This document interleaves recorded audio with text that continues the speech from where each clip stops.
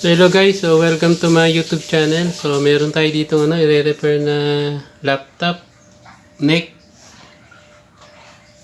So yan So ang issue daw nito, ayaw daw mag-boot sabi ni customer. So try natin, nakasalpak na yung charger natin.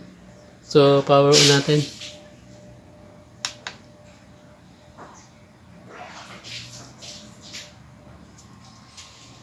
So yan. No bootable device. Insert boot disk and press any key. So wala siyang ma-detect na bootable disk. So off natin ulit. Papasok tayo ng BIOS. So on F2 F2. So yan, nasa may BIOS setting na tayo.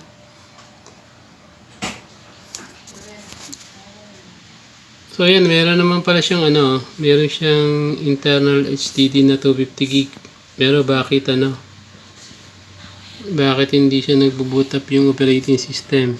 So tingnan natin yung boot priority o boot option. So yan, boot option, naka-legacy naman. Naka-priority naman yung yung HDD natin. So save change and restart. Okay, yes.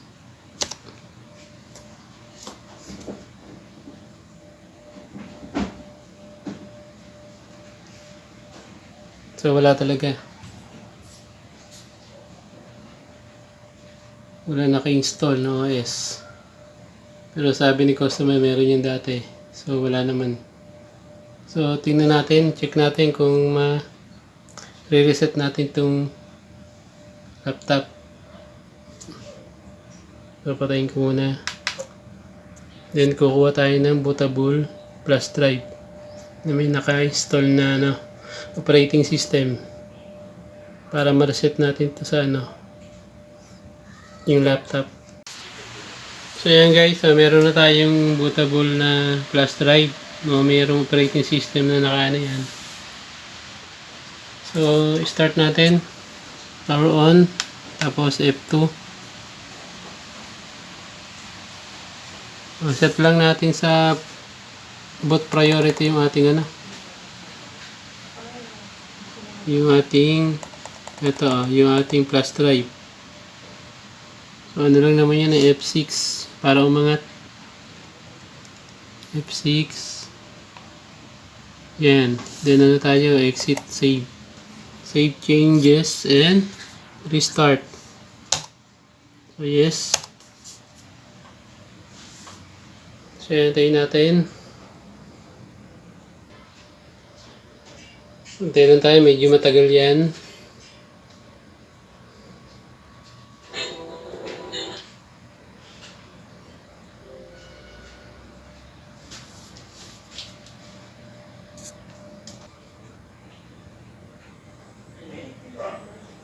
So yan. So next lang natin, next. Tapos ito punta tayo dito sa may repair your computer. Yan. Troubleshoot tayo. Then start up repair. Try natin ito, start up repair. Yan.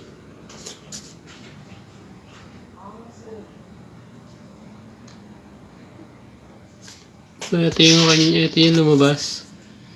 Start up repair could not repair your PC. Press advanced option to try another option.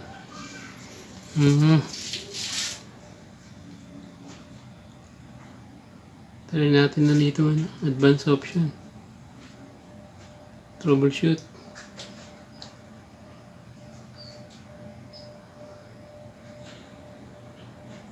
Try natin system restore.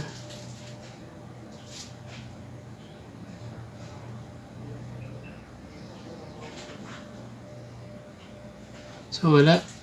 So no choice tayo. Tuloy natin yung reformat. Turn off natin. So yan, i-reformat ko na.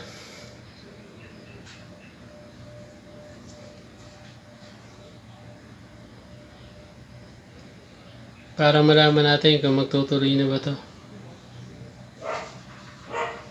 So, clean reformat natin. Tingnan natin kung may laman ba yung storage. Pag wala talagang laman, ibig sabihin wala talaga naka-install na operating system.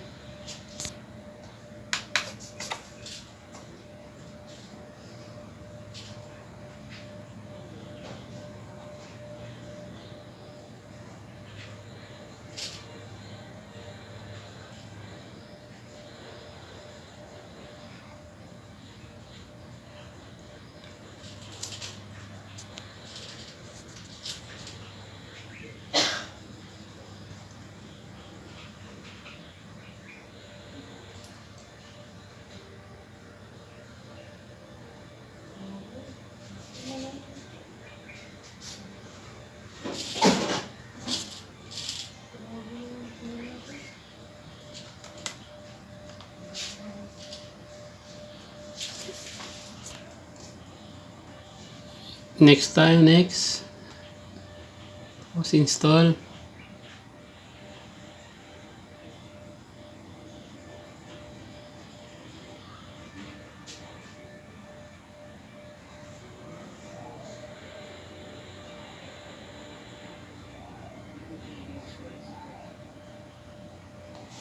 Ayan, huwag muna natin lagay yung product key.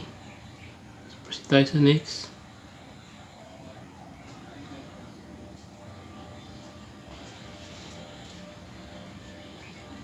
Tayo sa may Windows 10 Pro. So yun yung atin install. Tapos next.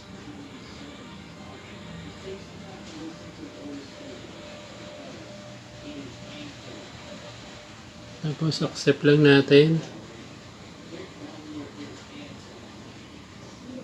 Okay. Then next. So dito tayo sa custom. So ayan.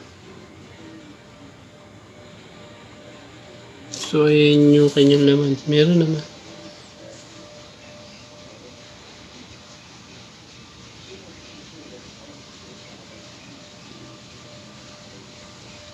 Possible corrupted to. So ayan Itong kanyang pinaka-primary, dyan nakalagay yung OS niyan. So meron siyang 232.3 gig. So ang pre na lang niya ay 178.5 gig. Sabi may lamang OS to. Tsaka ibang files. So no choice tayo, i-clean natin yan. Clean reformat tayo. Wala na tayong magagawa dito.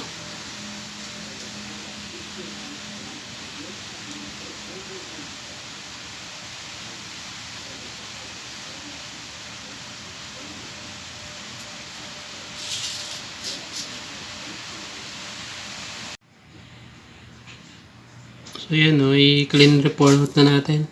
So no choice tayo. So natin yan ay format muna natin yung mga yan.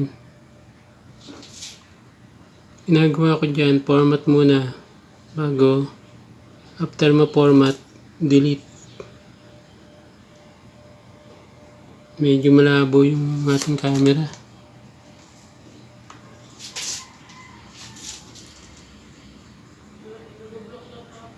Nasunod ito naman.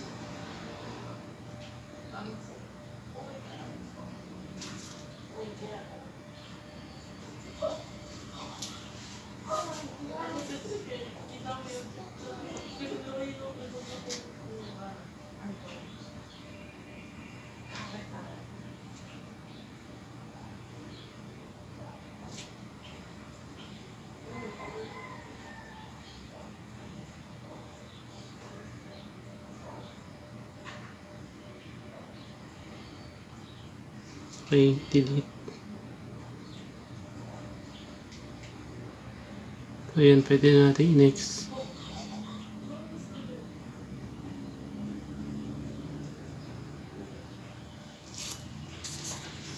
So yun guys, antayin lang natin matapos yan.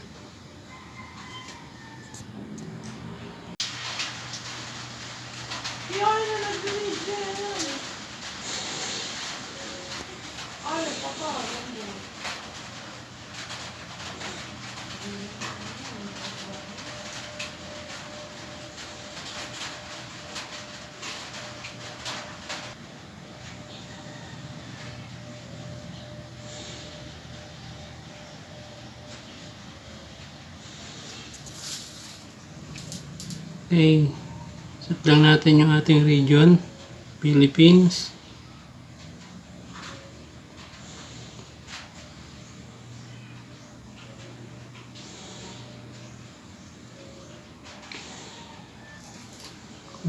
Yes.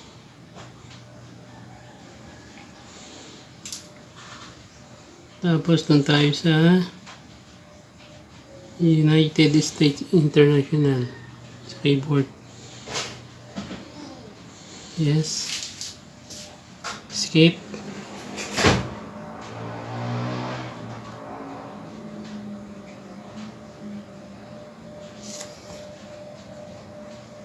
So, huwag muna tayo kumonek sa internet.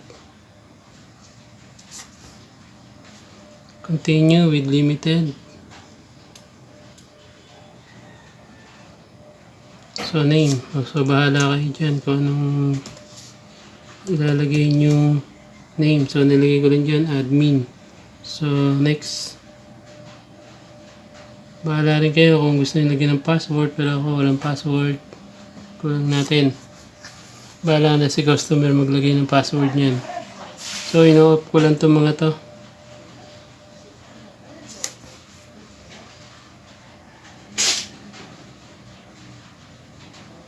Then accept.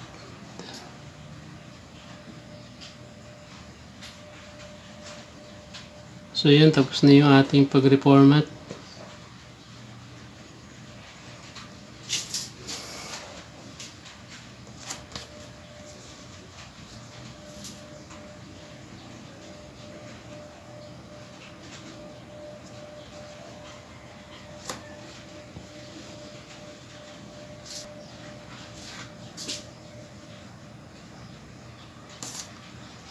Medyo matagal.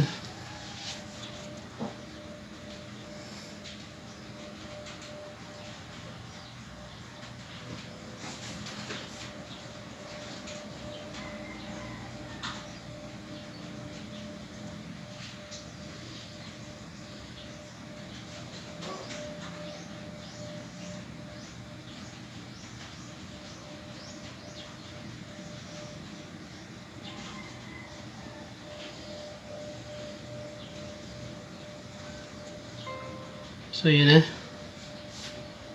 Okay na.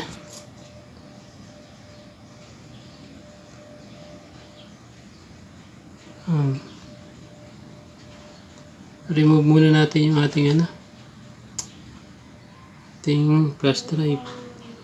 So, click nyo lang yung icon na yan. Then, remove safely yung ating cruiser flash drive. So, okay na. Saka natin tanggalin. Okay na yan. So, restart natin kung successful yung kung magdadala-diretso na. So, restart natin.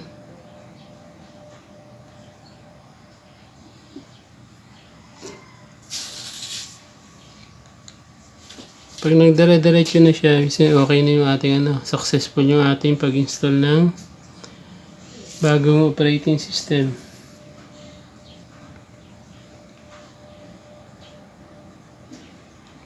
Sabi, wala yung damage yung ating corrupted lang talaga yung file.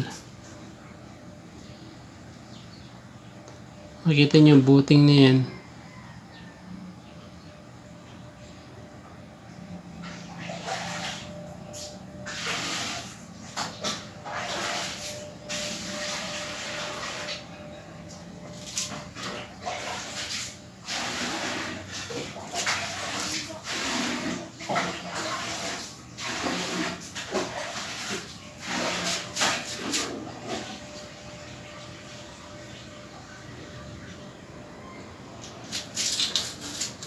So yan, diretso na siya.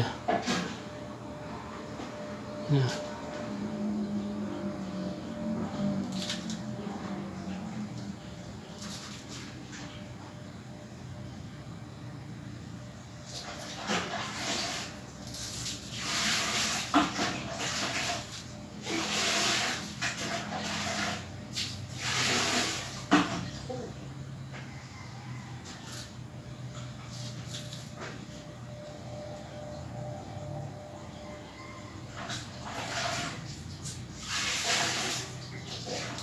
So yun, okay na yung ating laptop. So working na.